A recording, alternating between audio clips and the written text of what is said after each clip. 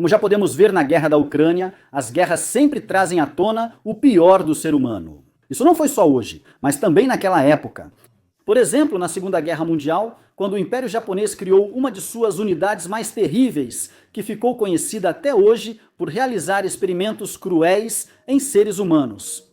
Estamos falando da Unidade 731.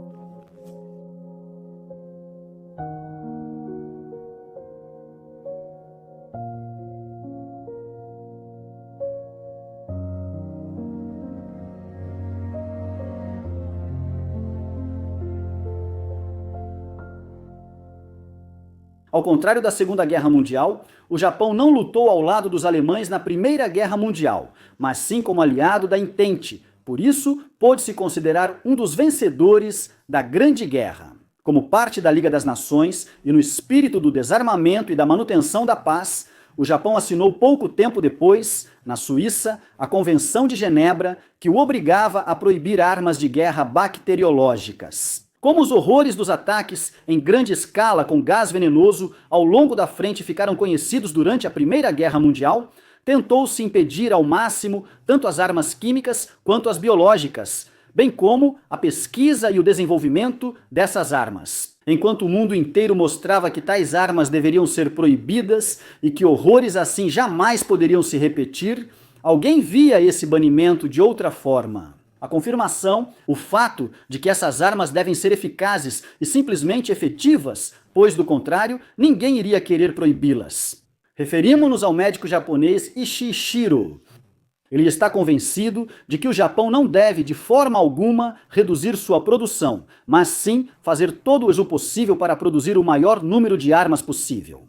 Ishishiro estava longe de ser burro. Ele era considerado muito inteligente, se não um gênio. Seu diploma na Universidade de Elite Japonesa de Kyoto também confirma que ele era realmente inteligente. Sua ambição e falta de escrúpulos, combinadas com sua postura ultranacionalista, provavelmente foram o motivo pelo qual ele quis usar seu talento e conhecimento para os propósitos do exército e do Estado, em vez de para serviços humanitários. Em uma audição, ele convenceu os militares japoneses de que o potencial das armas biológicas precisava ser explorado ao máximo para que pudessem ser usadas como medida ofensiva em caso de guerra. Ele também apostou no seguinte cenário, ou seja, que outros países poderiam atacar com armas biológicas e por isso o Japão estaria indefeso. O Japão tinha um problema nesse momento. Para a guerra, normalmente precisava de armas grandes. Grandes quantidades de recursos, especialmente ferro e aço, eram elementos essenciais para qualquer produção de armas, e era exatamente desses recursos que o Japão sentia uma enorme falta. No entanto, a guerra biológica pode oferecer uma solução. Assim, com poucos recursos, seria possível exterminar muitas pessoas, que ainda poderiam transmitir doenças e patógenos. Seria criada uma arma invisível, capaz de destruir qualquer agressor sem precisar gastar aço em rifles, tanques ou canhões. Ele convenceu a liderança militar e foi enviado em uma viagem de 2 anos ao redor do mundo para entender e também pesquisar os efeitos das armas biológicas conhecidas, com base em trabalhos de pesquisa.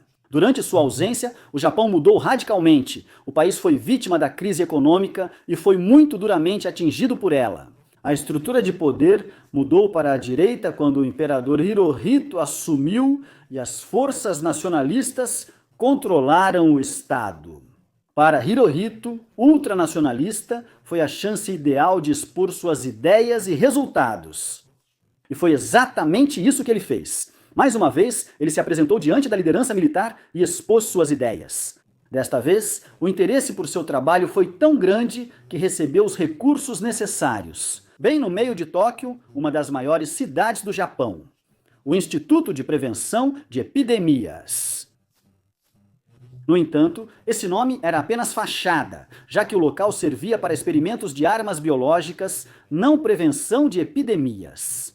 Para isso, eram estudadas e realizadas experiências com doenças conhecidas como o antraz ou até mesmo a peste. E isso bem no meio da cidade grande, o que também se tornou um grande problema para a população.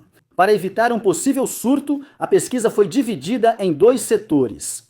Havia o setor de pesquisa para ataques e armas biológicas ofensivas e o setor para proteção contra doenças, bem como, por exemplo, a pesquisa de vacinas. Segundo ele, isso pode ser feito no Japão para conter doenças, enquanto patógenos agressivos devem ser pesquisados no exterior para proteger ao máximo a população japonesa. Nessa época, a liderança japonesa também deixou claros seus planos de expansão e ocupou a pouco protegida Manchúria, no leste do que hoje é a China. Para os japoneses, as pessoas que viviam lá tinham pouco valor. Eles vieram finalmente como colonizadores, fundaram a colônia Manchukuo e se tornaram proprietários das terras e também dos cidadãos. Isso foi muito conveniente para Shiro, já que ele não acreditava que fosse possível fabricar armas apenas no laboratório, sem testá-las em grande escala. E para isso, a nova colônia era perfeitamente adequada. Muitas pessoas, mas que não viviam próximas o suficiente umas das outras, de modo que possíveis surtos poderiam ser contidos localmente e não seriam atribuídos aos japoneses. Assim foi fundada uma nova instalação de pesquisa na nova colônia do Império Japonês. Os objetos de pesquisa deles eram tudo que incomodava o governo e a sociedade. Partidários, comunistas, rebeldes, ladrões, trapaceiros e todos aqueles que tinham sentimentos anti-japoneses eram internos desse campo. Neles foram testados diversos agentes patogênicos, selecionados e modificados no laboratório ao lado dos barracões, para estudar seus efeitos nos prisioneiros. A expectativa de vida média naquela época era de cerca de um mês. Em 1936, Shiro recebeu um novo campo, maior, mais isolado e mais protegido do que qualquer um anterior. O motivo foi que, após a fuga de objetos de teste e um confronto com forças possivelmente comunistas, Shiro ordenou a destruição da instalação para eliminar provas de suas atrocidades. Ele pediu ao imperador um local ainda mais seguro e conseguiu. Para garantir a segurança da nova instalação, o chamado Instituto de Prevenção de Epidemias foi incorporado ao Exército Imperial Japonês e passou a fazer parte da grande rede logística e militar. O quartel-general recebe uma unidade designada para cuidar dessa área mantida em segredo. Estamos falando da unidade 731, uma nova instalação composta em parte por laboratórios de pesquisa e em parte por quartéis e prisão para os detentos, recebe até mesmo um campo de aviação próprio e uma ligação ferroviária que são mantidos em segredo. É por essa ligação que os prisioneiros são transportados. A instalação também é abastecida por sua própria usina de energia e protegida por várias torres de vigilância, trincheiras e outras fortificações militares, enquanto, em seu interior, eram realizados experimentos em seres humanos. Pouco depois, a Segunda Guerra Mundial começa também para o Japão, e assim, novas tarefas são atribuídas à Unidade 731. O que começou como uma pesquisa de agentes patogênicos se expandiu para novas áreas graças às ambições militares. Dizem que mulheres foram engravidadas e infectadas com doenças para que os efeitos sobre os embriões fossem estudados. Também foi estudada a reação do corpo humano a condições extremas, como frio intenso e alta pressão. Prisioneiros eram presos em câmaras de pressão para testar até seus olhos saltarem. Além de todos esses projetos paralelos, eles produziam toneladas de pó bacteriano, colocavam em bombas e testavam seus efeitos.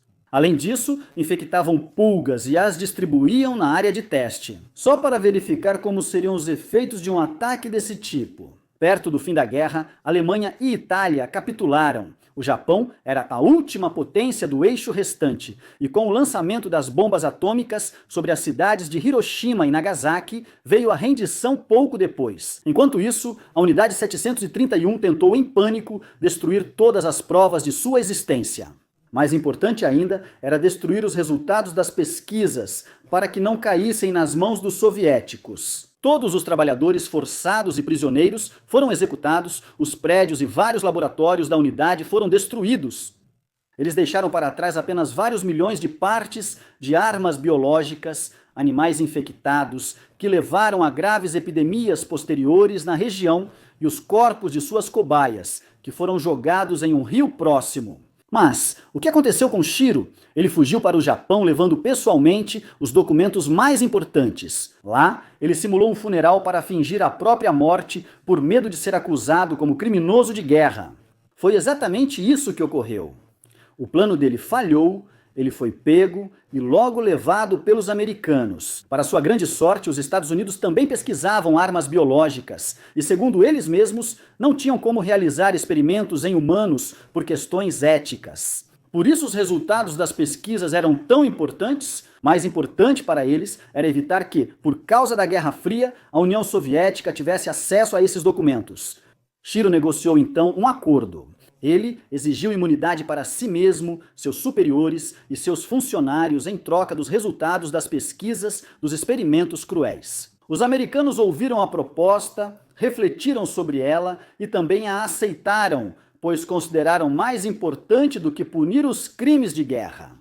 Como sabemos disso se tudo era segredo? Vamos voltar à Manchúria. Shiro mandou destruir tudo e fugiu. Porém, 12 membros da unidade foram capturados pelos soviéticos e levados a julgamento. Lá, eles explicaram qual era a missão deles e revelaram as ações da unidade. Quando isso veio à tona, o Ocidente rotulou tudo como uma espécie de julgamento espetáculo comunista e propaganda. Os 12 prisioneiros foram libertados após breve detenção, pois também compartilharam conhecimentos e resultados das pesquisas com os soviéticos. Nenhum dos cerca de 3.600 funcionários foi realmente punido por seus atos. Muitos deles assumiram, após a guerra, importantes cargos de liderança, tanto na política japonesa quanto na indústria farmacêutica. Essas eram exatamente as pessoas que, alguns anos antes, foram responsáveis por uma das piores atrocidades na região do Pacífico.